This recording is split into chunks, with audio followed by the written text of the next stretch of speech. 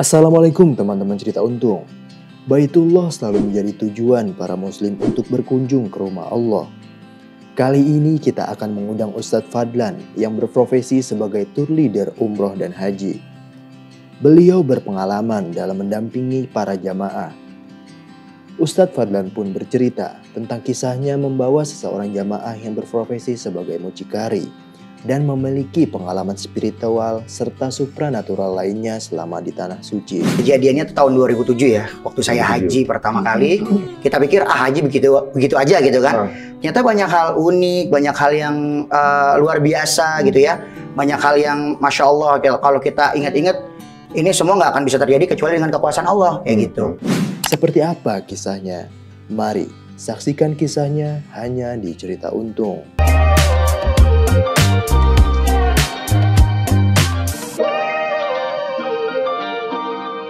Kejadian horor di Tanah Suci. Wah, gimana tuh? Waduh. Assalamualaikum warahmatullahi wabarakatuh teman-teman semuanya. Apa kabar? Kembali lagi di Cerita Untung. Sebelum teman-teman ngerasa, masa bisa kejadian kayak gitu? Di Tanah Suci kok kayak gitu? Subscribe dulu aja mendingan. Nah, teman-teman, terutama untuk para muslim, tentunya juga kalau sekarang ini banyak yang sudah pernah menjalankan ibadah umroh atau haji. Untuk yang belum, kita doakan mudah-mudahan cepat juga menyusul. Kita akan dengar kisah-kisah yang sangat luar biasa dalam penyelenggaraan umroh atau juga mungkin haji. Beliau seorang ustadz yang sehari-hari menjadi salah satu pembimbing umroh. Dan ternyata jamaahnya macam-macam. Banyak keunikan, bahkan ada yang horor dan juga mungkin kalau kita dengar, wah serem banget ya. Langsung aja kita ketemu dengan Ustadz Fadlan. Assalamualaikum Ustadz. Waalaikumsalam. Masya Allah, sehat Ustadz. Alhamdulillah. Ini kelihatannya Ustadz Fadlan ini masih muda nih usianya nih, tapi sudah membimbing kira-kira berapa orang? Ya kalau di total mungkin ya 100-200 lebih lah. Nah Ustadz dari tahun berapa? Dari tahun 2011. 2011? Iya. Udah lama juga ya, dari hampir udah lebih 10 tahun ya? Sudah lebih 12 tahun ya, Masya Allah. Ustadz, awal mulanya kenapa tertarik jadi mutawif gimana Ustadz? Jadi ceritanya Alhamdulillah kebetulan orang tua saya ya. Beliau ini kan alumnus dari Universitas Islam Madinah dan dipercaya oleh pertama mungkin yang memberikan ide untuk membawa jamaah haji dan umroh itu tetangga, kerabat, keluarga. Awal-awal bawa tetangga, bawa keluarga, kemudian setelah dirasa wah ini kayaknya harus ada wadahnya, almarhum orang tua saya buat KBHU namanya, kelompok bimbingan ibadah haji dan umroh. Jadi ya itu untuk memfasilitasi jamaah untuk melaksanakan ibadah haji dan umroh pada saat itu. Nah, kemudian saya kuliah kan di Universitas Indonesia waktu itu ya, jurusan sastra Arab. Nah, kemudian udah di setting untuk sebagai penerus ya. Kemudian 2007 daftar haji waktu itu. Waktu itu belum ngantri kayak sekarang ya Mas ya. Daftarnya tahun 2006, 2007 berangkat, masih bisa waktu itu. Jadi cuma setahun ngantrinya, setahun. Kemudian pas lagi kuliah tuh berangkatnya 2007, waktu itu umur mungkin masih belasan ya, belum nyampe 20, masih 19 tahun lah. Nah itu berangkat pertama kali ya memang ya karena masih muda ya Mas ya, jadi feel-nya tuh belum kayak, ya sama seperti anak muda pada umumnya lah. Itu belum ada rasa kayaknya enak balik lagi gitu ya. Nah cuma setelah di sana kan ketika haji reguler itu kan 40 hari. Itu banyak sekali ya cerita, banyak sekali pengalaman yang saya dapat gitu kan. Nah itu di situ akhirnya timbul motivasi supaya saya mungkin nanti ke depannya udahlah ini yang sesuai passion aja gitu. Jadi ada passion di diri saya untuk membimbing ibadah haji dan umroh. Alhamdulillah setelah lulus dari kuliah itu tahun 2011 pertama kali berangkat untuk bimbing itu 2011. Sampai alhamdulillah sampai sekarang. Gitu. Alhamdulillah. Iya. Nah, ini saya dengar ada cerita yang agak unik ya. Saat ini pernah membawa jamaah mucikari. Iya. Dan ada kejadian-kejadian unik. Iya. Ini kayak gimana kisahnya, Ustaz? Ya, ini kejadiannya itu tahun 2007 ya, waktu saya haji pertama kali. Kita pikir haji begitu aja gitu kan. Ternyata banyak hal unik, banyak hal yang luar biasa gitu ya. Banyak hal yang Masya Allah, kalau kita ingat-ingat, ini semua nggak akan bisa terjadi kecuali dengan kekuasaan Allah, kayak gitu. Jadi ketika itu tahun 2007, sebenarnya saya belum tahu nih ya riwayat jamaah yang saat itu saya sama orang tua saya pergi itu rombongannya seperti apa saya belum tahu. Nah, karena juga waktu itu kan manasik ya ikut manasik, tapi saya hanya beberapa kali karena memang harus kuliah kan waktu itu nggak bisa izin gitu ya. Kemudian pas tiba di hari H keberangkatan, berangkat sampai di Makkah ya. Di Makkah ini jemaah kok agak aneh gitu ya. Satu orang ya, perempuan gitu ya. Kenapa setiap ada kita berangkat kemana, kita jalan kemana, selalu yang dicari kamar mandi. Sampai pernah kejadian dia udah pipis nih mas. Kemudian kita berangkat di rest area, berhenti kan, pipis lagi dia, jalan lagi kan. Nah pas jalan ngompol. Udah ke toilet, jalan ngompol lagi. Iya, nah terus saya tanya ke orangnya, ibu ini punya penyakit gula? Gitu kan. Enggak mas, gitu. Sehat bu, sehat. Memang riwayat kesehatannya kan dicek dulu. Kalau yang punya penyakit gula kan ya memang ada dokter di kloter itu ada dokternya kan, pasti di inilah dikasih treatment yang berbeda gitu.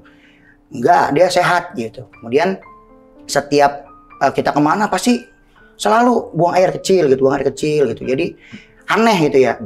Saya tanya ke orang tua saya, Babeh ya manggilnya kan orang Betawi. Beh, itu dia kenapa? Kok tiap ini kencing gitu ke kamar mandi, kemudian sampai pernah ngompol gitu ya.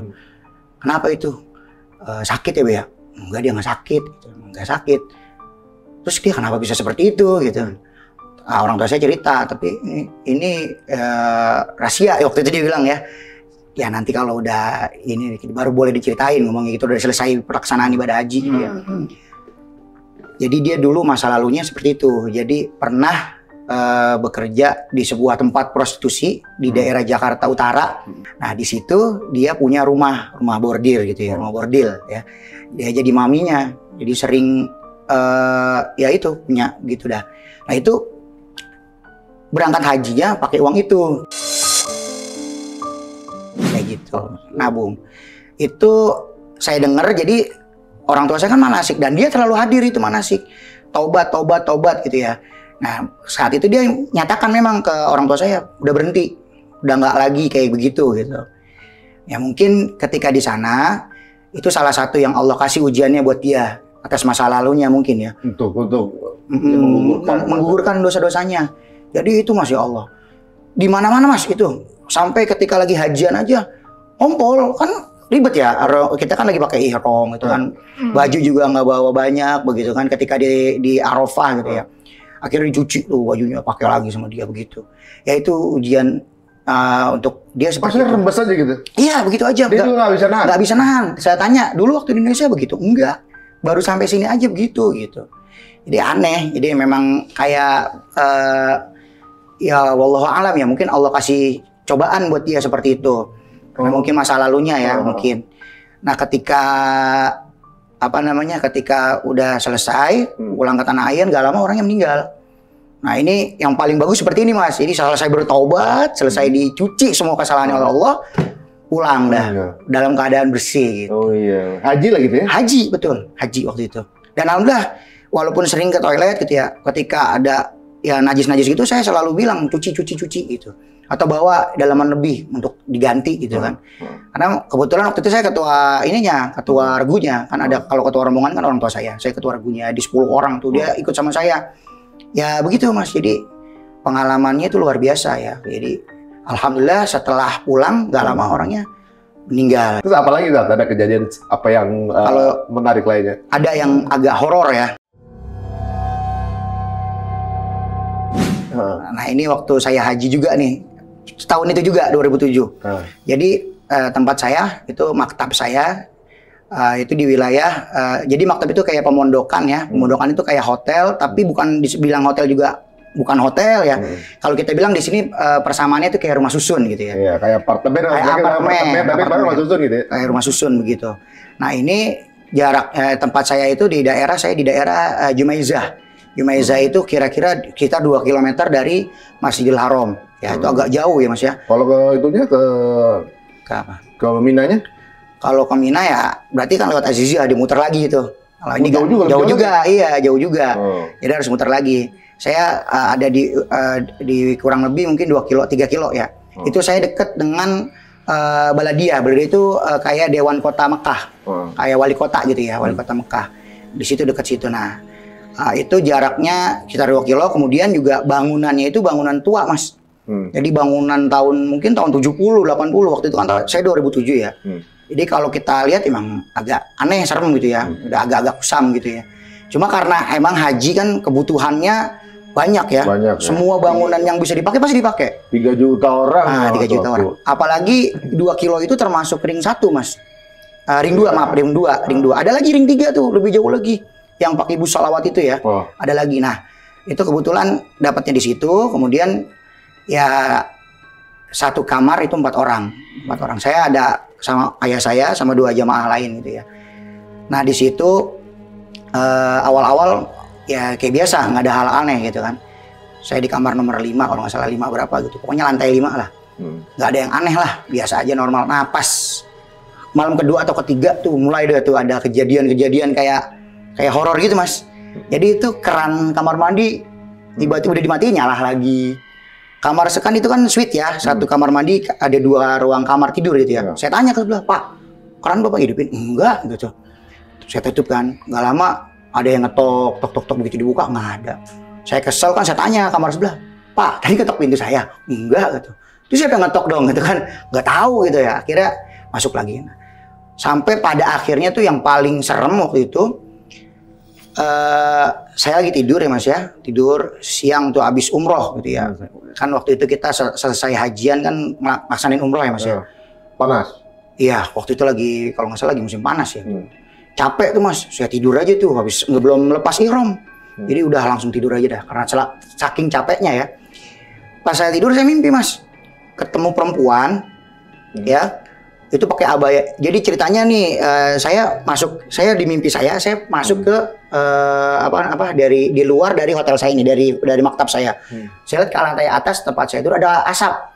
Wah, ada kebakaran ini gitu kan. Buru-buru saya naik langsung. Di mimpi saya itu ya, naik lift. Begitu dibuka tuh, udah di lantai 5 dibuka itu gosong semua kan. Saya lihat di lantai saya. Panik kan. Wah, ini saya lagi sama orang tua, saya pikir. Saya ke kamar saya buru-buru cari orang tua saya, cari ayah saya. Begitu saya buka pintunya, itu ada perempuan, Mas, duduk pakai abaya hitam.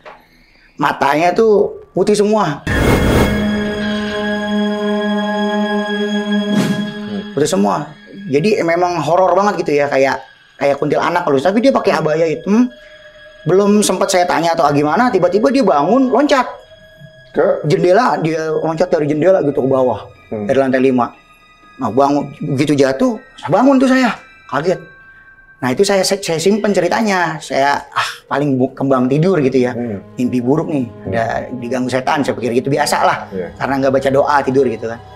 Nah, besoknya lagi, ada lagi namanya, ya sebut aja Haji R ya, temen sekamar. Nah, dia mimpi juga, Mas.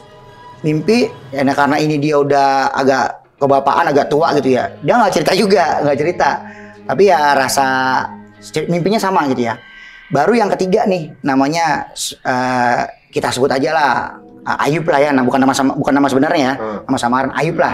Nah, si Ayub ini masih sekolah, Mas, SMA waktu itu.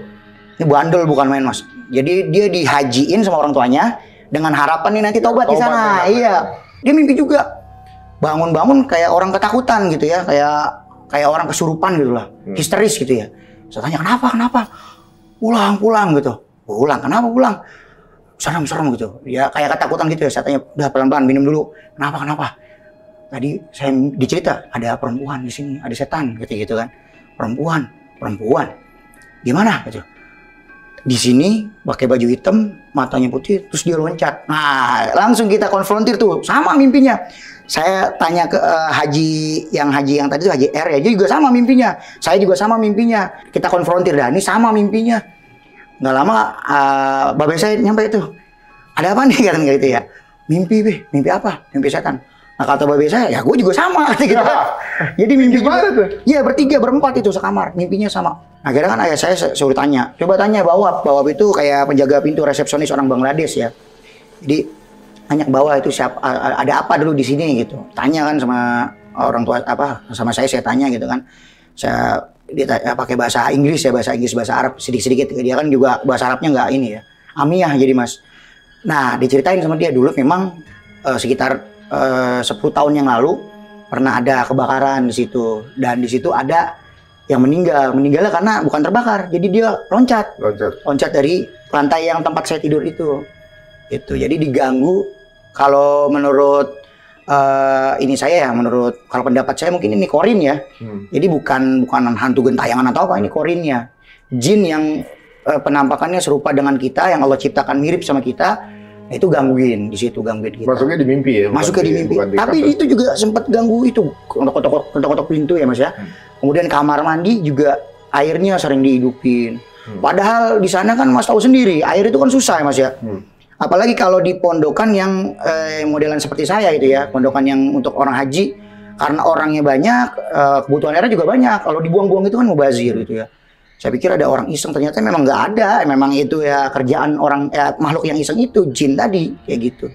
Cari perhatian ya. Cari perhatian, betul. Mungkin cari perhatiannya itu biar orang tahu ceritanya, terus kemudian doain dia. Nah kan, itu gitu. Akhirnya gimana ngilangin itu, orang tua saya bilang udah kita ruqyah mandiri aja. Kita bacain doa, baca Fatihah untuk Fulanah binti Fulanah gitu ya di situ. Kita kan nggak tahu namanya. Nah kalau kata orang Bangladesh tadi, orang India yang loncat.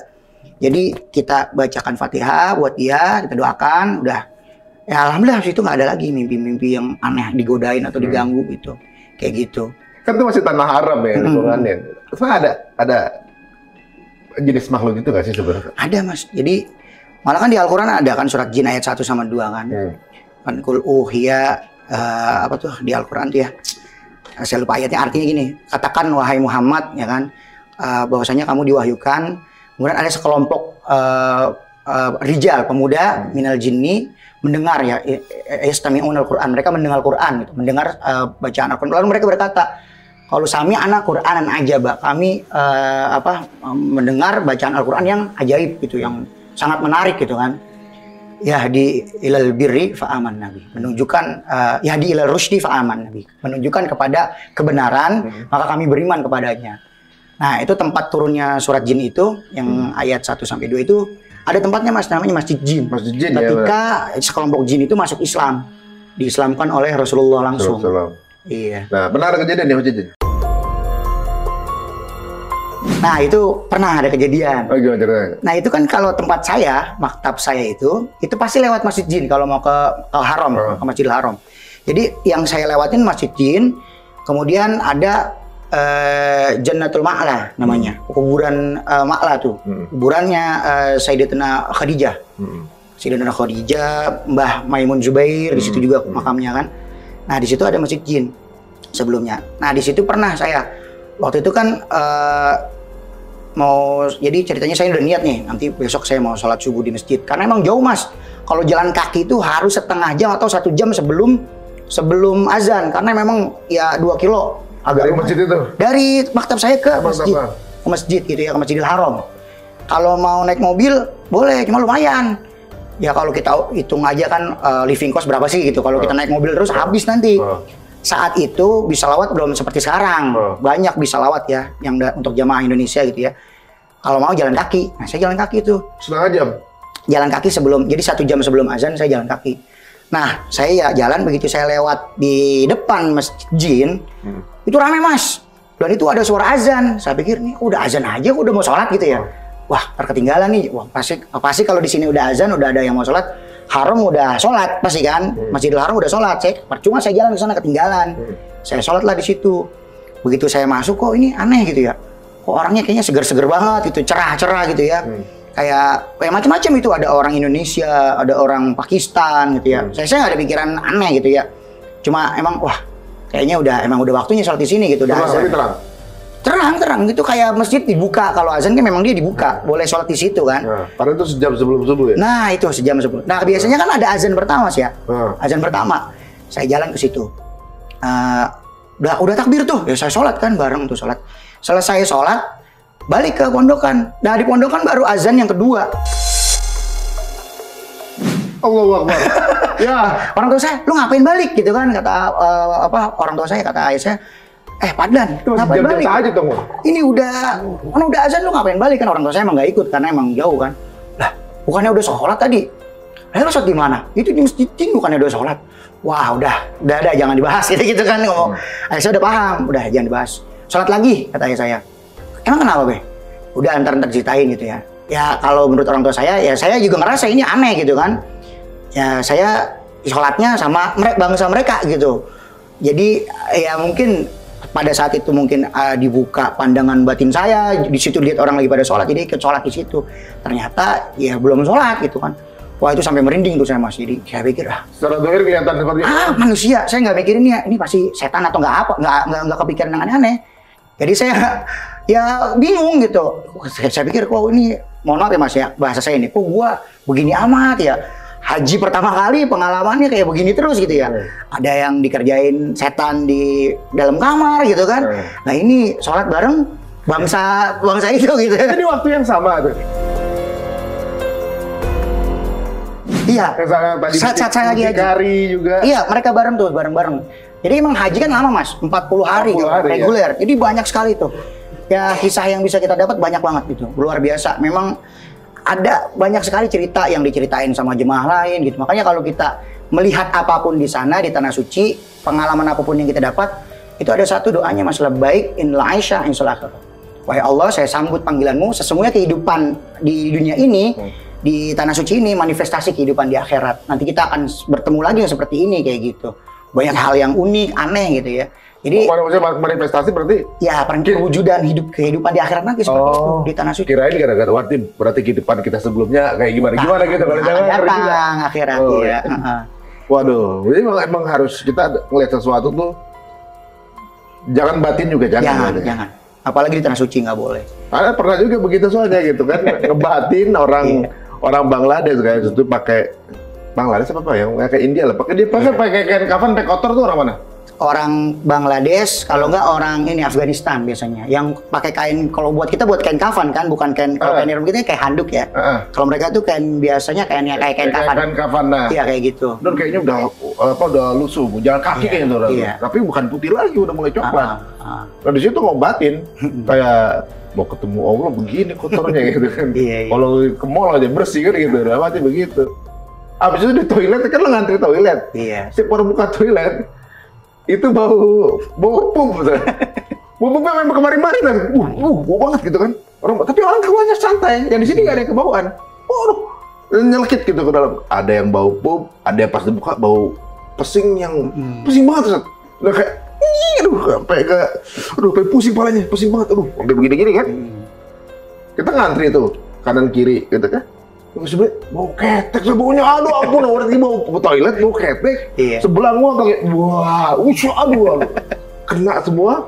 Nengok kanan lagi bilang, pak, kaki saya habis. Pas buka toilet, kelihatannya ini semua isinya begituan. Itu saya istighfar itu. Ya bisa aja mungkin gara-gara salah ya ngebatin kali ya. Ya memang kalau di sana kan sebelum kita melaksanakan prosesi ibadah haji atau umroh, dari Indonesia udah ada persiapannya Mas. Keberangkatan apa? Manasik. Pertama. Kedua, perbanyak istighfar. Minta ampun sama Allah. Karena kan kita ya datang ke tempat yang suci, ke rumah Allah. Masa kita mau pakai pakaian yang kotor yang tadi Mas Arif singgung kan, mau bawa jiwa yang kotor gitu kan. Jadi bersihkan diri kita, taubat gitu kan. Karena yang akan kita temui ya ke rumah Allah gitu. Harus di Al-Quran kan khudzu zinatakum inda kulli masjidin. Pakai pakaian yang paling bagus kalau mau masuk masjid kan gitu. Maksudnya kita ya cuci dulu lah diri kita di sini, taubat dulu, salat sunat taubat, kemudian istighfar yang banyak. Jadi biar hal-hal yang seperti itu mungkin nanti terminimalisir lah kayak gitu. Nah apalagi tadi batin ya, zahir aja nggak boleh, ngomong langsung aja nggak boleh, apalagi batin. Karena memang yang di sana ya saudara kita semua. Masa kita hina saudara kita sendiri gitu. Kalau yang kayak gitu mah juga ada Mas pengalaman jemaah saya. Jadi umroh belum lama 2020 ya kemarin. Jadi dia sehat Mas dari Indonesia, sehat, seger di bandara, seneng gitu kan mau umroh gitu ya, happy. Nah sampai di Madinah sakit, kan dia sama istrinya tuh pusing tuh nyari obat, minta temenin sama saya ke apotik kan. Kita ke apotik beli obat, macem-macem obat dah dibeli, paracetamol, ibuprofen dan lain-lain gitu ya. Karena ini demam dan itu suhunya panas. Terus diminumin nggak turun-turun, masih kurang enak badan gitu ya. Sampai 2 hari itu hari keduanya saya tanya, Bang, emang abang sebelum kesini makan apa? Saya bilang gitu. Gak makan apa-apa. Abang sebelum kesini sehat kan? Sehat. Terus abang pernah ngomong apa kali? Saya bilang gitu. Yang omongan-omongan yang gak bener gitu. Dia inget-inget dia tuh. Oh iya, dia bilang gitu.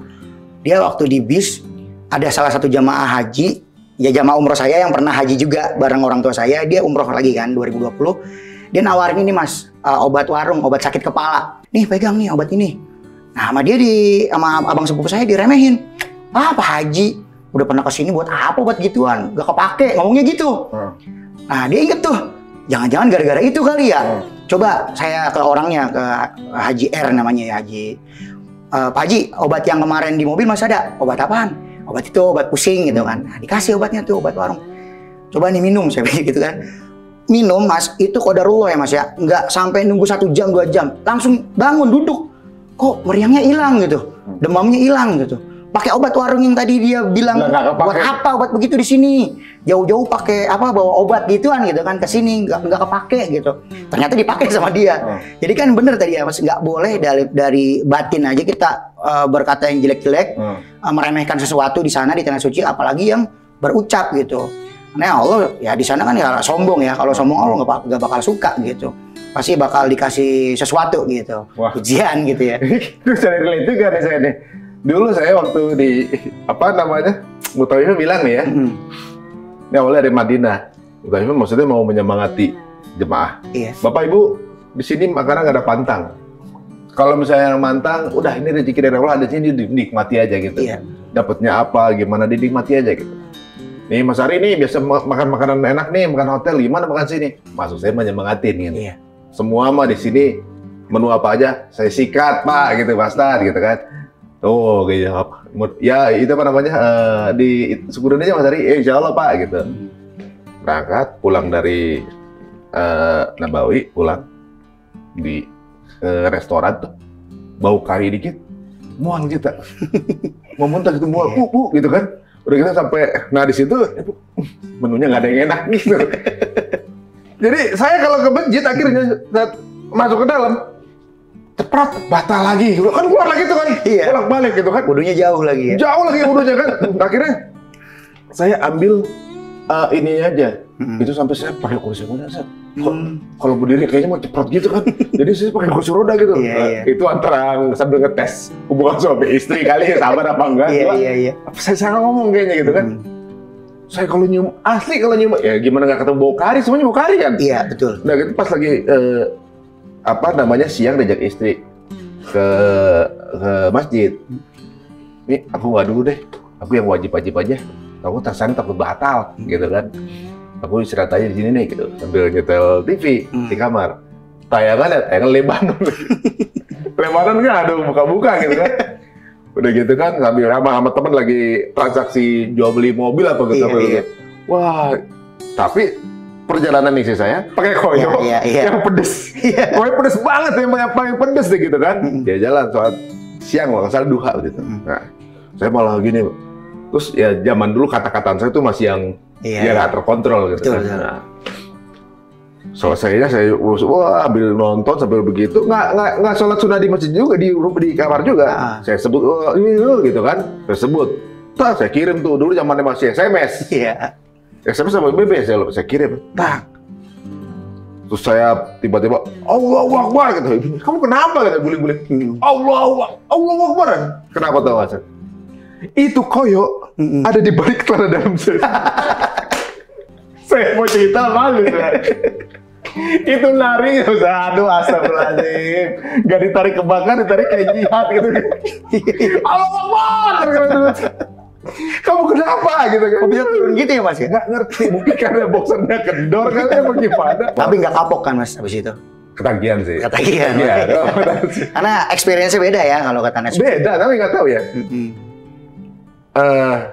Apa Tanah Suci itu menurut saya, walaupun kita sekali pun ke sana, kita tuh ke Jakarta kayak udah familiar sama tempat itu, walaupun baru sekali gitu. Saya tahu nih di mana kayaknya inget gitu tempat itu, kayak pulang kampung gitu, kayak kampung kita gitu. Tapi kepengenan untuk ke situ tuh nggak pernah, walaupun itu kita nggak pernah bosan, nggak tahu kenapa ya. Karena ada magnetnya di situ, Ka'bah, makam Rasulullah gitu kan. Jadi kan memang di Al-Quran kan juga disebutin kan, inna awwala baiti wudi'a lin-nasi ya lalladzi bi Bakkata mubaraka wa hudalin nas itu, hudalil alamin itu kan. Jadi Ka'bah itu jadi rumah pertama kan, rumah untuk ibadah pertama yang diciptakan di muka bumi gitu. Petunjuk bagi manusia gitu kan, petunjuk bagi alam semesta gitu kan. Fihi ayatum bayyinatum maqamu Ibrahim gitu kan. Wa man dakhalahu kana amina gitu. Walillahi 'alan nasi hijjul baiti man istata'a ilaihi sabila. Jadi itu ayat tentang haji itu maksudnya. Keistimewaan Makkah. Ada rumah Allah, tempat pertama yang jadi tempat sakral umat manusia berhaji, karena haji itu sejarahnya kan Ka'bah itu riwayatnya ada yang sejak Nabi Adam ada gitu kan. Kemudian terkena banjir Nabi Nuh hilang, dibangun ulang oleh Nabi Ibrahim alaihissalam. Kayak gitu. Jadi ya ketika kita ke sana kita ya feel at home gitu, berasa ada di rumah gitu kan. Kita nggak berasa jauh-jauh karena familiar bener, karena memang rumah pertama yang diciptakan untuk beribadah ya Ka'bah Baitullah tadi. Ya, wa man dakhalahu kana amina. Di situ kan di ayat selanjutnya yang masuk ke situ akan terasa aman jiwanya, tentram gitu, malah ketagihan gitu kan. Tapi tetap waspada. Karena yang namanya orang jahat, orang baik ada di mana-mana, termasuk di tanah suci. Jadi jangan saking husnuzonnya nih nggak ada orang deket-deketin kita nggak curiga tiba-tiba dompet hilang. Ya kayak gitu ada loh Mas, kayak kecopetan gitu. Ada pasti. Jadi tetap kita merasa aman sambil tetap waspada. Urain Ustadz ini Masya Allah ya, ibaratnya memang Mekah ini ajaib ya, ibaratnya kayak ini kan bilang merasa ingin balik lagi gitu. Iya. Jadi kayak punya magnet yang besar. Kalau menurut survei kemarin itu terhitung bahwa di hari, jadi hampir 30 juta orang di Ramadan kemarin datang ke Mekah. Luar biasa, bahkan itu cuma 1 bulan Ramadan. Iya. Sedangkan tempat paling banyak dikunjungi di dunia itu nggak sampai 30 juta setahun. Iya. Tempat wisata yang diakuin gitu ya di Eropa gitu. Jadi keajaiban di sini bahwa ya mungkin kalau kita bisa, ya saya bukannya berbangga diri atau gimana, tapi mengakui kebesaran Allah bahwa satu-satunya tempat ibadah yang paling banyak dikunjungi di dunia ya. Iya. Masya Allah, luar biasa. Jadi ya itu tadi magnetnya. Gitu. Kita datang ke sana untuk berjumpa, berziarah ke makam Rasulullah. Kita untuk apa? Melongok rumah Allah, Baitullah, Ka'bah Baitullah, tempat yang kita jadi arah kita sholat. Yang kemana-mana kita pergi kita harus menghadap ke sana kan, kayak gitu. Jadi ya nggak bakal bosan kalau memang dia ngerasa ada kemampuan. Malah pengen berlama-lama. Pasti. Kalau dia ada kemampuan gitu kan. Beda lagi kasusnya kalau memang tidak ada kemampuan, berarti keluar dari hukum yang tadi, man istata'a ilaihi sabila. Nah, bicara mengenai kemampuan, apakah harus orang kaya, harus orang berduit yang datang? Nggak mesti Mas, ini ada cerita juga nih. Kalau orang kaya kadang-kadang juga ada orang kaya, uangnya banyak gitu kan. Kesempatan ada, tapi dia nggak ada panggilan tuh untuk ke sana. Karena yang namanya haji dan umroh itu undangan. Undangan dari Allah Subhanahu wa taala. Makanya kan panggilannya duyuf, ya tamu, delegasi, duyufullah, duyufur rahman, tamunya Allah, delegasinya Allah. Yang undang siapa berarti? Allah kan? Nah, ada orang yang seperti itu, yang punya harta banyak, melimpah, tapi dia nggak mau haji. Punya kesempatan, punya waktu, ya, tapi dia nggak mau haji. Nah, ada juga kisah nih yang inspiratif, ya alhamdulillah. Saya punya guru ngaji, ini masih ada di rumah. Namanya sebut aja Ustadz H ya. Ini beliau Ustadz kampung yang sangat ikhlas. Beliau ini dari Malang, merantau ke Jakarta. Ketika merantau memang belum punya apa-apa, modal nekat. Kemudian ya kerja serabutan. Waktu itu orang belum tahu kalau beliau tuh dari lulusan satu pondok pesantren gitu kan, ustadz gitu ya, bisa ilmu agamanya mumpuni gitu. Berjalanlah itu sekitar setahun 2 tahun. Nah, sering sholat di masjid Mas, sering sholat di masjid diperhatiin sama salah satu takmir masjid. Ya, kayaknya saya perhatiin bapak rajin gitu kan. Bapak dulu dari mana? Ngobrol lah kan ya. Saya dari pesantren ini gitu kan. Nah, oh berarti ngerti agama ya? Akhirnya suruh ngajar ngaji anak-anak kecil gitu. Nah, salah satu anak yang diajarin ini sama beliau itu ada anak yang punya travel Mas. Jadi ini nggak kepikiran, dia nggak punya pikiran tuh untuk bisa berangkat haji atau nggak ada, karena memang kehidupannya susah banget. Nah, salah satu murid dari murid ngaji yang beliau ajarkan itu punya travel. Mungkin yang punya travel ngelihat ini Ustadz ikhlas gitu kan, dia dikasih apa aja nggak pernah nanya berapa, nggak pernah ngeluh gitu ya. Dalam kondisi apapun juga sabar ngurusin anaknya. Ditanya, Ustadz punya paspor gitu ya? Nggak punya Pak, paspor apa? Nanya paspor itu apa gitu kan. Nah akhirnya dikasih uang, Ustadz bikin paspor. Ini uangnya, Ustadz bikin. Ini syarat-syaratnya ini. Dia nggak tahu buat apa? Nggak tahu buat apa Pak. Udah bikin aja dulu. Udah jadi paspornya, alhamdulillah. Setelah beberapa minggu ya jadi. Sini Ustadz, panggil sama yang punya travel. Ustadz ikut saya ya. Ngapain Pak Haji gitu. Udah ikut aja. Nanti kita umroh. Saya kagak punya uang, dia bilang gitu. Gratis. Wah, langsung sujud syukur. Saya yang nanggung semua, langsung sujud syukur itu. Benar-benar itu ustadznya benar-benar wah nangis. Benar-benar nangis karena bersyukur ya, karena ya nggak semua bisa dipanggil gitu. Jadi ketika dipanggil rasanya bagaimana luar biasa gitu. Pengalaman yang mungkin nggak akan pernah terjadi lagi. Pulang cerita sama saya, Masya Allah luar biasa, nggak pernah terpikirkan. Sampai ustadz itu cerita sama saya niat pasti selalu ada, tapi mikirin gimana caranya saya nggak pernah terpikir. Bentuknya Ka'bah aja tuh saya cuma bisa ngebayangin ketika difoto gitu kan.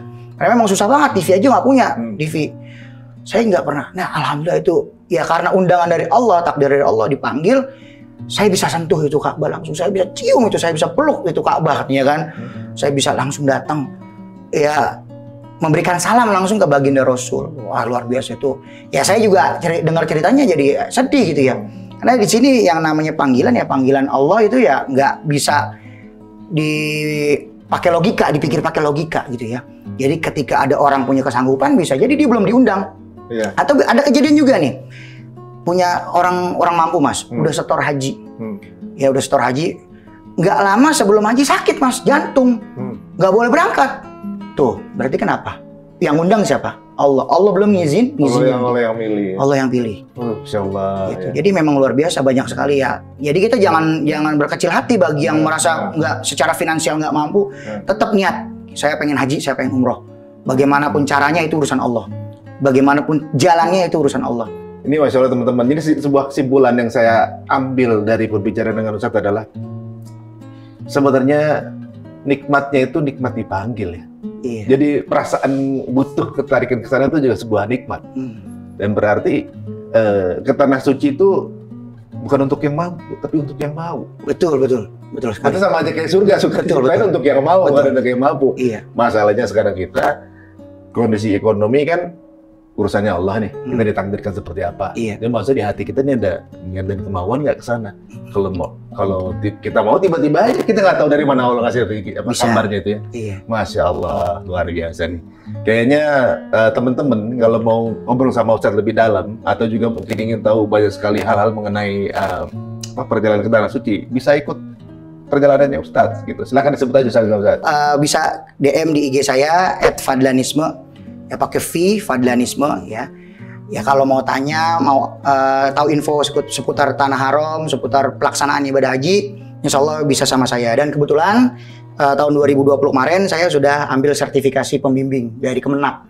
Jadi alhamdulillah sudah certified Mas ya. Ya gitu. Mudah-mudahan ya ilmunya berkah lah gitu ya. Masya Allah. Mungkin ada pesan terakhir Ustaz? Ya pesan terakhir ya untuk semua pemirsa dari cerita Untung. Jadi tanamkan selalu di dalam hati kita semangat untuk beribadah ke tanah suci. Karena yang namanya ibadah haji dan umroh adalah panggilan Allah Subhanahu wa taala yang mana jangan dipikir secara logika. Dengan kemampuan finansial kita mungkin kurang cukup. Undangan Allah akan memanggil hambanya dengan cara apapun. Jadi selalu tanamkan di dalam hati kita untuk beribadah ke tanah suci. Niatkan dengan ikhlas. Dan satu lagi, ya selain niat ada perbuatan juga nih ya Mas Ari. Contohnya kita nabung misalkan. Nabung sedikit-sedikit aja. Dari nabung misalkan kita nabung 10.000, 20.000, 100.000 kita tabung. Ya nanti lama-lama kan akan cukup uangnya bisa kita pakai. Atau nanti ketika kita nabung itu udah menunjukkan di mata Allah itikat baik kita. Kesungguhan hati kita, hamasah kita, keseriusan kita untuk beribadah ke tanah suci. Jangan dipikir haji itu ibadah yang nggak mungkin terjangkau, nggak mungkin kita laksanakan kalau dengan kemampuan finansial kita yang kurang. Nanti Allah yang akan undang, pasti itu. Yang penting tadi ada niat dan ada usaha. Seandainya usaha kita pun belum berhasil, sudah tercatat sebagai satu kebaikan. Ibaratnya gini Mas, satu kakinya itu sudah di tanah suci. Karena dia sudah niat diiringi dengan perbuatan, yaitu setoran tadi, setoran awal gitu ya. Atau nabung. nabung untuk pelaksanaan ibadah haji dan umroh seperti itu. Masya Allah, luar biasa teman-teman ya. Saya juga dengar dari Ustadz itu kita mencoba menghafal Quran walaupun nggak hafal-hafal, kemudian kita meninggal, pahalanya bisa hafal Quran. Betul, iya. Jadi ibaratnya udah ada usaha. Iya, betul, udah ada usaha. Ya dilihat usahanya kita ya. Betul sekali. Masya Allah, luar biasa teman-teman. Dari kisah yang kita ceritakan ini, jangan membuat teman-teman jadi malah takut atau juga mungkin horor segala macam. Yang kita ceritakan hal uniknya, nikmatnya jauh lebih banyak. Jadi langsung aja niat dari sekarang, mudah-mudahan bermanfaat obrolan kita ini dan juga memberikan semangat untuk sama-sama ke Tanah Suci. Sampai ketemu lagi di cerita berikutnya. Jazakallahu khairan untuk waktunya. Ya, Assalamualaikum warahmatullahi wabarakatuh.